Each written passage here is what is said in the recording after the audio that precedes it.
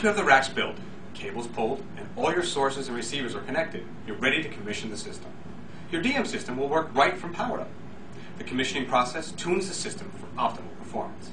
Commissioning may be done from the front panel of the DM switcher or using the wizard and toolbox. The wizard will intuitively step you through the process.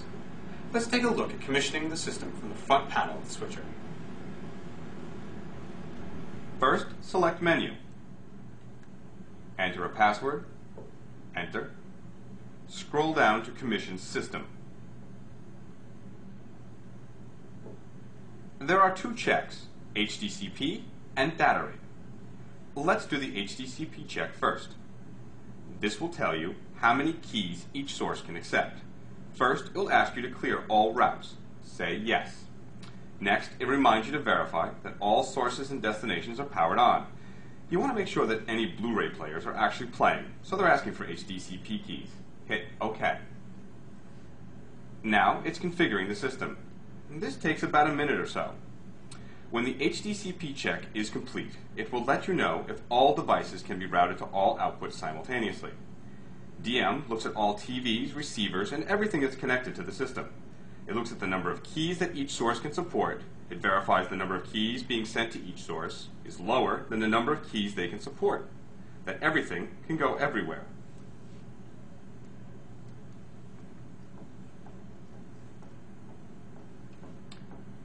If you select List at this point, you'll see what I mean. This will allow you to scroll through each input. So here I see input 1, maximum devices allowed, is 16. So this source can support up to 16 keys. And there are 10 outputs in this system. 10 is less than 16, so we're all good. In the case where there are more destinations than the source can support, DM displays a message, route not made due to HDCP. DM knows not to make the switch, preventing all live displays from going black. So hit Done. Next, let's select the data rate check. First, it prompts you to confirm the DM cable type you're running. Each cable drives differently. Next, select the outputs you'd like to test. It will display only those outputs that are currently connected. The first time you commission a system, you'll select all. Later, if you change or add devices, you can test individual outputs. Now, hit All, then Next. DM will remind you to verify that all sources are powered on.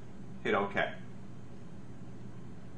DM will now remind you to verify all sources are set to their highest output resolution.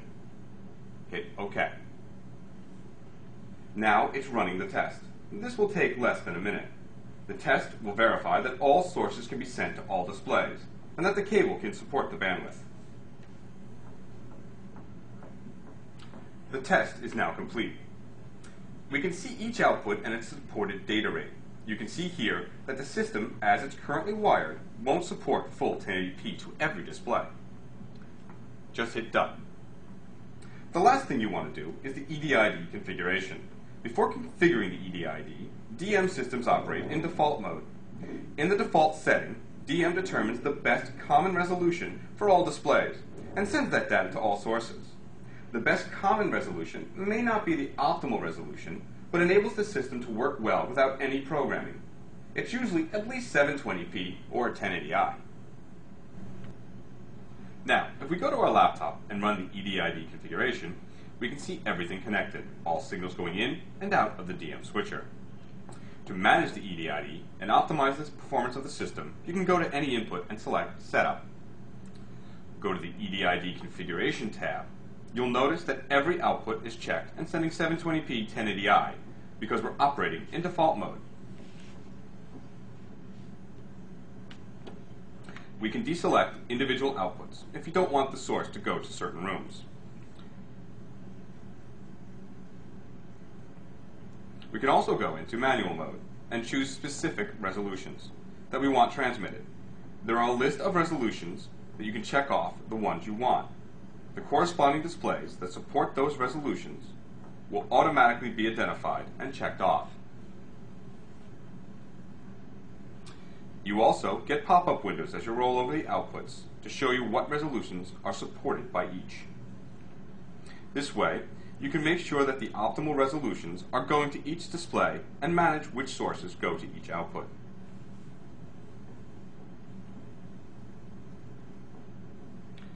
When you're done setting up that input, you freeze the EDID configuration and save.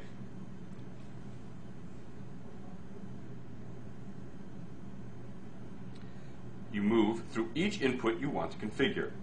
Only the inputs that support EDID will be displayed in the EDID configuration tab. HDMI, DVI, VGA, and DisplayPort inputs will be displayed.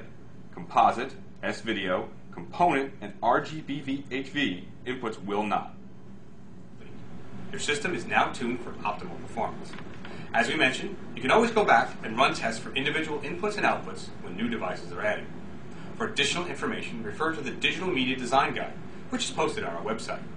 For specific system design or installation questions, contact our True Blue support team at 888-Crestron.